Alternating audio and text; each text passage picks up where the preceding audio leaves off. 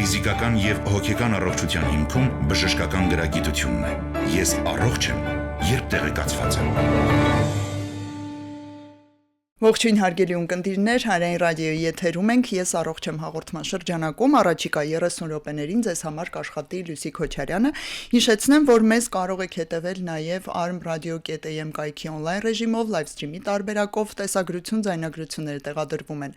այս նույն կայքում, ես առողջ եմ բաժնում եւ իհարկե միացեք մեզ Facebook-յան հարթակում, հայատար գրված Հայաստանի Հանրային ռադիո Facebook-յան էջում եւ այստեղ եւս մեզ կարող եք դիտել live stream-ով, մեկնաբանություններում էլ հարցեր ու դիտարկումներ թողնել։ Ներկայացնեմ ում հետ ենք զրուցելու, այսօրվա մեր հյուրն է բժիշկ մաշկաբան կոսմետոլոգ Կարինե Շահվերդյանը, ողջույն բժիշկ։ Ողջույն Լուսի։ Շնորհակալություն այս կարևոր թեմային անդրադառնալու համաձայնություն տալու համար, որովհետև երևի գաղտնիք չէ բոտոքսը ու նաև ֆիլերին էլ մի փոքր կանդրադառնանք, այսօր շատ նորաձև է ասեմ, թե պահանջված է ասեմ, ամենայն դեպս շատ ենք մենք լսում տարբեր կարծիքներ, անել թե ոչ, որ տարիքից սկսել, ինչն է վնաս, ինչն է շատ ռիսկային, ինչը բացարձակ մեզ չի սպառնում մեր ընդհանուր օրգանիզմի առողջության վրա։ Եվ այսօր ձեզ հետ փորձենք այդ սուր հարցերին անդրադառնալ։ Նախ եւ առաջ կարծում եմ այն մարդկանց, ովքեր չեն խորամուխ եղել, թե այդ բոտոքս, որ ասում են, դա ինչ է, ինչ նյութ է իրենց ներկայացնում, մի փոքր ընդհանուր առմամբ ներկայացնենք սա։ Ինչ է, որտեղից ենք ստանում, այն կամ մեր օրգանիզմում թե լրիվ օտարոտի է եւ ներմուծվում է հատուկ ներարկումներով, ինչպես կներկայացնեք։ Բոտուլինոթերապիան դա կախարդանք չէ, այլ բժշկություն է։ Եվ բոտուլինոթերապիան ինքը արդեն 25 տարի է կիրառվում է բժշկության մեջ։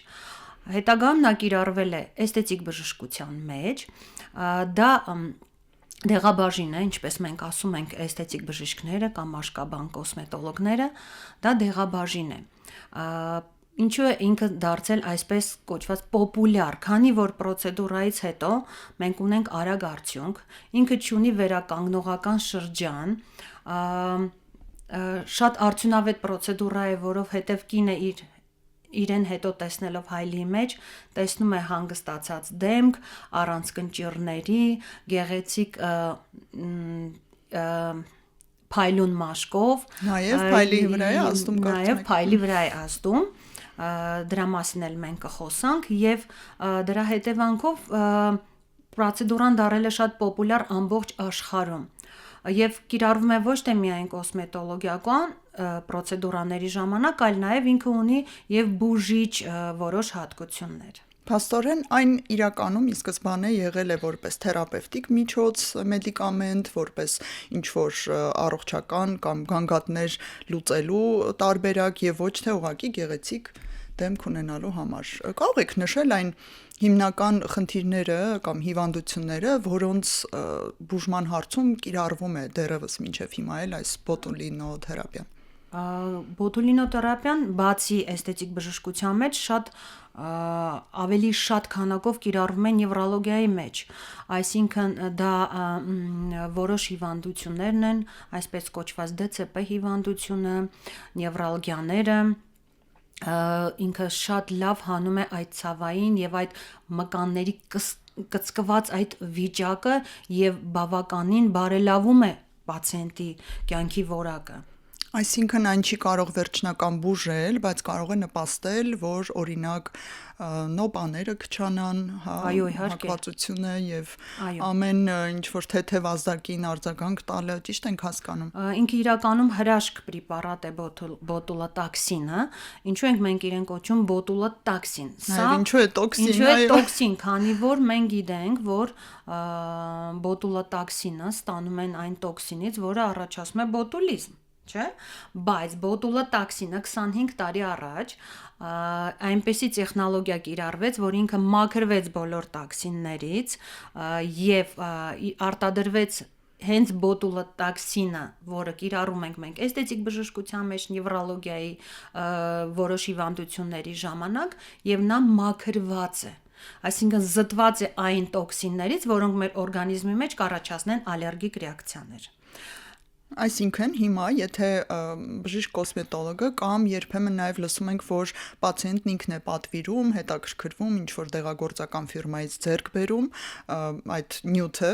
եւ դրանով հանդերձ դիմում նոր բժիշկ կոսմետոլոգին կամ երբեմն էլ ուղղակի կոսմետոլոգներին, ցավոտ հարց է, խոսենք դեռ, փաստորեն դրանք հիպոալերգեն են եւ ստուգված են եւ ոչ մի վտանգ եւ ռիսկ չեն պարունակում մարդու համար։ Մենք հիմա խոսում ենք բոտուլոտաքսինի կիրառումը բժշկության մեջ, սերտիֆիկացված բոտուլոտաքսինի պրեպարատների մասին։ Այսօր շատ կարևոր է։ Բժշկի խորը անատոմիայի իմացության, խորը դեղագործության իմացության մասին եւ բնականաբար, քանի որ բժիշկ ենք, կիրառում ենք, մենք պետք է իմանանք եւ հետևանքները այդ դեղամիջոցի կիրառման։ Այդ ամեն ինչը ինքը մի հատ մեծ այսպես կոչված գիտություն է, դրա համար բոտուլինոթերապիան դա առանձին մի բլոկ է մեր էսթետիկ բժշկության ուսումնական process-ի մեջ, որը մենք շատ կարևորում ենք որպես բժիշկներ, վերապատրաստվում ենք, չէ որ կապ չունի, մենք ես 20 տարվա բժիշկ եմ, բայց ամեն տարի մենք թարմացնում ենք մեր գիտելիքները, որ ի վնաս չլինի պացիենտին ոչ մի բան։ Սա գեղեցկություն է եւ առողջություն։ Այո, ոչ միայն գեղեցկություն, ես կասեի։ Ինչ կարծիք ունեք մեր այն մասնագետների մասին, մեր լավ չասեմ, երկրում շատ տարածված հիմա կասեի, այն կաբինետների, սենյակների եւ մասնագետների մասին, ովքեր դիպլոմավորված բժիշկ չեն, բայց ինչ որ վերապատրաստում են անցել, ինչ որ գիտելիքներ այնուամենայնիվ ձեռք են բերել այս նյութի եւ ներարկումների մասին ու աշխատում են միայն գեղեցկության մասով։ Ես ինչպես նշեցի, անկեղծ կարծիքս այսպես է, սա բժշկություն է եւ կիրառումը եւ սա դեղամիջոց է, կիրառումը բոտուլոտաքսինի պետք է լինի միայն բժշկական կրթություն ունեցող մասնագետի միջոցով, որը եւ գիտի, ես նշեցի, հետևանքները այդ դեղամիջոցի կիրառման եւ բոտուլինոթերապիան իրավունք ունի կատարել, դա ամբողջ աշխարհում է, դա միայն ոչ թե մեզ մոտ է, մասնագետը, որը ունի բարձր բժշկական կրթություն, իսկ բարձր բժշկական կրթությունից հետո պետք է ունենա ավարտած արդեն մագիստրոս։ Մենք մագիստրոսներ ենք, բժիշկ մաշկաբաններ, հետո մենք ունենք արդեն նորից վերապատրաստում կոսմետոլոգիա եւ դրա հիման վրա մենք արդեն իրավունք ունենք ամբողջ աշխարհում վերապատրաստվենք, որովհետեւ բոտուլինոթերապիան դա այն ուսուցումը չի, որ ես կարող եմ կոպիտ ասած 2 շաբաթվա մեջ իմ ինչ որ վերապատրաստող գոլեգային ուսուցանեմ դա շատ լուրջ ուսուցում է, անդադար ուսուցում է, որտեղ դու ամեն անգամ իմանում ես ինչ որ գաղտնիքներ, ինչ որ նյուանսներ, որ ի վնաս չտաս քո պացիենտին։ Ես դա միշտ ասում եմ, ես չեմ սիրում ֆանատիզմով աշխատել եւ իմ պացիենտը պետք է առողջ եկել է, առողջ իմ մոտից դուրս գա։ Փաստորեն չվստահենք դիպլոմ ցույց չտվող կոպիտ ասած կոսմետոլոգներին եւ զգուշանանք նրանց մոտ այս բոտուլինոթերապիայի որևէ պրոցեդուրա անել։ Ցանկալի է։ Ես գալիս եմ այդ եզրակացության։ Եկեք հետ գանք բուն բոտոքսը, որ տարիքից է այն ընդհանրապես խորհուրդ տալիս կիրառել։ Այստեղ շատ հակասական կարծիքներ ենք մենք լսում։ Վերջերս աչքովս ընկավ սոցցանցում, որ նույնիսկ 25-30 տարեկանից ցանկալի է կամ թույլատրելի է սկսել կիրառելը, որովհետև դա կանխարգելում է միմիկական կնճիռները։ Նաև կարծիք կա, որ գիտեք, մինչև 40 թերևս պետք չէ ձեռք տալ, 40-45-ից հետո արդեն իմաստ ունի։ Դուք ինչ կասեք։ Բոտուլինոթերապիան մենք կարող ենք կիրառել 18 տարեկանից պլյուս։ Ինչու՞։ Որովհետև այն միմիկական ակտիվությունը, որը ունի մեր պացիենտը, կարող է լինել եւ 18 տարեկանում շատ տեսական ավելի մեզ համար, հա, տեսանելի, եւ դա կախված է գենետիկ ֆակտորներից, միմիկական ակտիվությունը։ Եվ եթե մեր պացիենտը նշում է կապ չունի 18 տարեկան է, 25 տարեկան է, գլխացավ էր այդ միմիկական ակտիվ աշխատանքից, որոնք բերում են։ Պլյուս հիմա մեր երիտասարդները շատ են նստում կամպյուտերի դիմաց, բոլորի ուսուցումը աշխատանքը կամպյուտերի դիմաց է եւ բոլորը շատ լուրջ մտածող են մեր երիտասարդությունը եւ բոլոր ունեն այսպես կծկված այդ մտածող հայացքը։ Դրա հետևանքով ինչ է լինում։ Ուրեմն սկսում են առաջանալ կնճիռներ, որոնք ոչ թե դինամիկայի ժամանակ են, երբ որ իրենք աշխատում են, այլ հանգի ժամանակ ստատիկայի։ Եվ այդ կնճիռները սկսում են իրենց անհանգստացնել։ Երբ որ արդեն գալիս են երիտասարդները եւ տեսանելի են լինում կնճիռները, դա արդեն որոշ տարիներ մենք բաց ենք թողել ձեզ ասեմ, դա արդեն 25-30 պլյուս տարիներն են։ Իսկ բոտուլոտաքսինը մենք եթե սկսենք անել, ես 18-ից չեմ վերցնում պացիենտ, ես վերցնում եմ 25 տարեկանից, չնայած կան ցուցումներ եւ 18-ից 25-ից եմ վերցնում, որովհետեւ 25-ից սկսում է նաեւ եւ կոլագենի սինտեզի տոկոսային նվազումը։ Եվ այդ ժամանակ եթե կնճիռ առաջանում է, մենք արդեն դժվարանում ենք նա շտկել։ Եվ արդեն միկրոդոզաներով մենք կարողանում ենք պրոֆիլակտիկա անել։ Բոտուլինոթերապիան դա ոչ թե միայն այս րոպեին կատարված պրոցեդուրային, նա պրոֆիլակտիկա է։ Նա օգնում է մեզ բուժել ակտիվ միմիկան։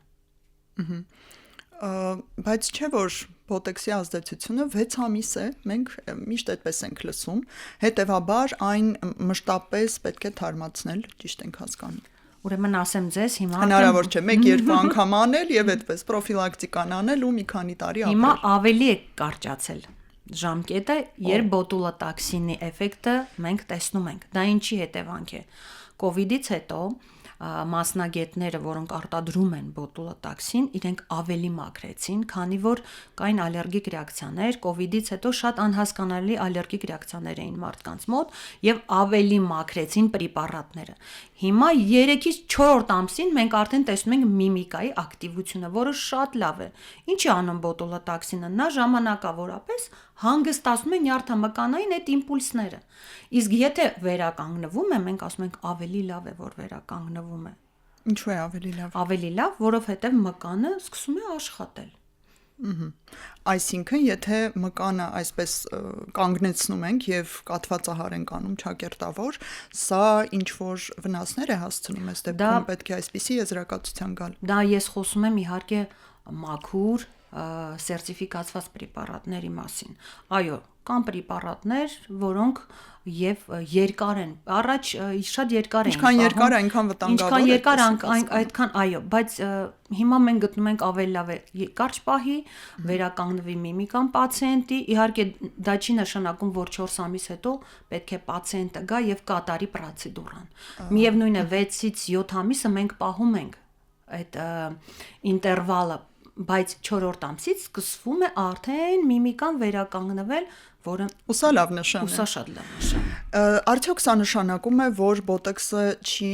հավաքվում դեմքում մաշկի տակ, ինչպես օրինակ մենք հաճախ լսում ենք ֆիլերների մասին, որ նրանք մինչև վերջ չեն ներծծվում, նույնիսկ տեղաշարժվում են, ջուր են հավաքում, այսպես էլի, ոչ բժշկական եւ ոչ գիտական տերմինները, որոնք մենք շատ ենք կարդում եւ այտոցում են դեմքը։ Կարող եք մի փոքր հիմա համեմատություններ անցկացնել այս երկու նյութերի եւ կիրառման միջև։ Սիրով, ուրեմն բոտուլոտաքսինը ինքը հեղուկ է։ Դա հեղուկ է, որը մենք ներարկում ենք, ես ինչպես ասեցի, դա դեղամիջոց է, մենք դոզայով ենք իրեն ներարկում։ Հատուկ անատոմիկ հատվածներ, պացիենտի միմիկայի նայելով, հատուկ կետերով մենք ներարկումը կատարում ենք։ Ընդ որում առաջ ինքը թույլատրված էր վերին մեր հատվածները, այսինքն միջոնքային, ճակատային, աչքերի շուրջը, հետագայում դարձավ դա նաև եւ full face, ինչու համար, որտեղ մեր մկանները ուրեմն ինչ շատ հետաքրքիր աշխատանք ունեն։ Իրանք կոչվում են լևատրներ եւ դեպրեսորներ, այսինքն մի մկանը քաշում է մեզ ներքև, մյուս մկանը քաշում է վերև եւ մենք պետք է իրենց բալանսը պահենք։ Սկսած մեր վզի մկանից, պլատիզմայից մենք քաշում ենք ներքև։ Դրա համար երբ որ մենք բերում ենք բալանսի, այսպես կոչված full face տեխնիկայով, մենք տեսնում ենք հանգիստ առանց Հավասարաչափ հանգիստ, այո, հավասարաչափ դեմք եւ հետագայում մենք չունենք այդ պացիենտի մոտ այդ դեֆորմացիոն պտոզի տեսքը։ Հեղուկ, քանի որ նա հեղուկ է, 48 ժամ հետո բոտուլոտաքսինի այդ հեղուկը դուրս է գալիս օրգանիզմից։ Արդեն սկսում է աշխատել միջմկանային իմպուլսների այդ հանգստանալու փուլը 48 ժամ հետո։ Ֆիլերը դա ինչ է։ Ֆիլերը դա լրիվ ուրիշ նյութ է, որը ինքը feeling է անում, ինքը լցնում է մեր բառացիորեն դա ստացված է հիալուրոնաթթվից, որը համարվում է կոսմետոլոգիայի թագուհին։ Հիալուրոնաթթուն, որտեղ նա ուզում են գովազդեն, ասում են մեջը դա կա։ Այո, նա թագուհին է եւ նա էլ նույնպես իմ ամենասիրված նյութերից է հիալուրոնաթթուն։ Ֆիլերի միջոցով մենք կարողանում ենք այն ծավալի կորուստները լցնել, գեղեցկացնել դեմքը։ Ֆիլերը ավելի երկար է պահպանվում մաշկի տակ եւ իհարկե նորից մենք կիրառում ենք սերտիֆիկացված որակյալ նյութեր եւ ճիշտ տեղում, ճիշտ քանակով։ Դա է կարևոր օրենքը։ Բայց այն տարբերվում է բոտոքսից իր ներծծվելու արագությամբ, օրգանիզմից դուրս գալու արագությամբ, ճիշտ ենք հասկանում։ Բիոդեգրադացիայի ժամանակ է կոչվում, քանի որ մենք էլ ունենք օրգանիզմում հիալուրոնաթթու, մեր օրգանիզմը ունի այսպիսի ֆերմենտ, որը կոչվում է հիալուրոնիդազա, որը քանդում է այն։ Կան ֆիլերներ տարբեր տոկոսային խտության եւ բնականաբար այն ֆիլերը, որ կիրառվում է շուրթի համար, այդտեղ դինամիկ զոնա է, այնտեղ ֆիլերը պահպանվում է 6-ից 8 ամիս։ Ինքը բիոդեգրադացվում է, դուրս է գալիս։ Կան ֆիլերներ, որոնք մենք այտոսկրերի ծավալի համար են կիրառվում, նրանք ավելի երկար են պահում, նրանց խտությունը ավելի բարձր է, բայց բոլոր ֆիլերները բիոդեգրադացվում են։ Ուզում եմ հանգստացնեմ բոլորին, բոլոր ֆիլերները որակյալ, սերտիֆիկացված, բոլորը բիոդեգրադացվում են։ Իսկ ինչպես ընտրել նյութերը, վստահել բժշկին, ինչ նյութերով է նա աշխատում, թե այստեղ ավելի լավ է վերահսկել սեփական ուժերով ու ասենք պատվիրել նոր գալ բժշկի մոտ, ինչ խորհուրդ կտաք։ Պացիենտը երբևիցե իր պատվիրած դեղով բժշկի մոտ չի գալիս եւ պետք է չգա։ Չկա այդպիսի փորձառություն, Միգուցե երևի կա, ես չգիտեմ։ չգիտեմ։ Դրսից են բերում, որտեղ շատ լավ։ Մենք Հայաստանում ունենք օֆիցիալ կամպանիաներ, որից մեկում էլ ես տրեյներ եմ, երկու կամպանիա են, իտալական եւ կորեական, եւ Հայաստանում էլի կան կամպանիաներ, որոնք գիտեք ինչն է կարևոր, գործարան, դեղագործական կամպանիա, բժիշկ, որ դու վստահես այն դիստրիբյուտերին, այո։ Եվ կարծում եմ այն բժիշկները, որոնք ունեն տարիների փորձ, կվալիֆիկացիա, իրենք վստահում են այն դիստրիբյուտերներին, որոնք Հայաստանում ներկայացնում են որակյալ նյութեր եւ աշխատում են որակյալ նյութերով։ Դա շատ կարևոր է, շատ կարևոր է։ Եվ դուք օրինակ չէիք ընդունի պացիենտի, ով ասում է, ահա ես ինքս բերել եմ արտերկրից, որ վստահելի լինի, լավը լինի, խնդրում սրանով աշխատեք։ Երբևիցե։ Քանի որ կա այդ կապը դիստրիբյուտեր բժիշկ, ես այդպիսի բան չի անի։ Իսկ կան հակացություններ, որոնց դեպքում դուք կհրաժարվեք, օրինակ ասեք, ձեզ բոտոքս չի կարելի։ Իհարկե։ Հակացությունները այսպիսին են։ Կատեգորիկ չեն կատարում, ոչ մի ներարկումային պրոցեդուրա, բաց բոտոքսը, դա լինի ֆիլեր լինի, բիորիվիտալիզացիա լինի, հղի կանանց, կերակրող մայրերին, այն պացիենտներին, որոնք սուր իրավիճակների մեջ են, այսինքն անկոլոգիա, շաքարային դիաբետա սրացման ժամանակ, որոշ հիվանդություններ, ինֆեկցիոն, որոնք սրացման փուլում են։ Այստեղ սրացման շատ կարևոր է, սրացման փուլում, բոտուլոտաքսինի դեպքում դա շատ կարևոր է։ Բոտուլոտաքսինի կիրառումը կատեգորիկ արգելված է պացիենտներին, որոնք ունեն սուր, ընդհանրապես բոլոր ինյեկցիոն պրոցեդուրաներ, որոնք ունեն սուր բորբոքային պրոցեսներ մաշկի վրա։ Այսինքն մաշկի որակային հատկությունները խանգարված են, մենք իրավունք չունենք ներարկում։ Օրինակ ակնեն սուր փուլում ակնեն արգելված է, իսկ ոչ սուր փուլում ակնեի համար մենք կիրառում ենք նույնպես բուժական ավելի բուժական դեր, նպատակներով։ այո, ասեմ ձեզ, Իսկ մաշկաբանության ինչպես մեջ կարող է այն ազդել ինքը ակնեի այդ մակերեսային այդ ներարկումները ակնեի եւ ռոզացեայի ժամանակ ոչ սուր փուլում իրենք այդ փոքր միկրոդոզանները հանգստացնում են այն մկանները, որոնք միկրոցիրկուլյացիան են ավելի լավացնում, հա, ինչ է ռոզացիա եւ ակնե, միկրոցիրկուլյացիան լավանում է, մեր ճարպագեղձերը սկսում են արտադրել ավելի ինքը հանգստացնում է այդ փոքրիկ մկանները, որոնք այդ մեխանիզմի մեջ են եւ այդ միկրոդոզաների ներարկումից հետո նույն ռոզացիայի ժամանակ եւ կամ են լավ որ ճարպարտադրությունը շատ բարձր է, մենք տեսնում ենք հանգիստ, փայլուն, առանց անոթների դեմք։ Հասկանալի է։ Եվ մի հարց էլ դուք մի քանի անգամ ձեր խոսքում նշեցիք, որ պետք է իմանալ անատոմիական կառուցվածքը, շատ լավ, դրա համար պետք է լինել բժիշկ, այո, եւս մեկ անգամ կրկնենք եւ ընտրել բժիշկ կոսմետոլոգի, մաշկաբան կոսմետոլոգի, լավ արդյունք ունենալու համար, որով եւ նշեցիք, որ պետք է իմանալ ինչ կարող է լինել։ Այ կարող եք ռիսկային դրվագներից խոսել, ինչ վատ բան կարող է լինել ներարկումից, օրինակ ռիսկերը որոնք են։ Նայեք, ռիսկերը ինչպես են, եթե պրեպարատը մաքրած չի, սերտիֆիկացված չի, բնականաբար ինչ է բոտուլոտոքսինը, ինքը մեր օրգանիզմի մեջ առաջացնում է ռեակցիա։ Հակամարմիններ են սկսում արտադրվել։ Եվ եթե մենք չգիտենք դա ինչ պրեպարատ է, մենք չգիտենք իր հետևանքները ինչ է։ Այսինքն ալերգիկ ռեակցիաների հետ աշխատելը, դա շատ կարևոր է բժիշկի համար։ Հետո երկրորդը ամենակարևորը անատոմիայի գերգերազանց իմացությունը։ Գերգերազանց, որովհետև ասում եմ բոտոքսը ինքը միկրոդոզաներ է եւ կատարում է միկրոդոզաներով հատուկ անատոմիական հատվածներով ոսկերչական աշխատանք է։ Եվ կարող, եթե չիմանաս եւ ասեմ ձեզ, ինքը ունի սահմանափակում 65 տարեկանից հետո, մինչեւ 70 հիմա ավելի լավ են կանայք իրենց հետևում, մենք պետք է հասկանանք ինչ մկանների հետ ենք աշխատում։ Միգուցե մենք այդ ամբողջ անամնեզը պետք է հավաքված լինի։ Միգուցե այդ պացիենտը ունի նյարդի բորբոքում։ Միգուցե այդ պացիենտը տարիքային պացիենտը ունի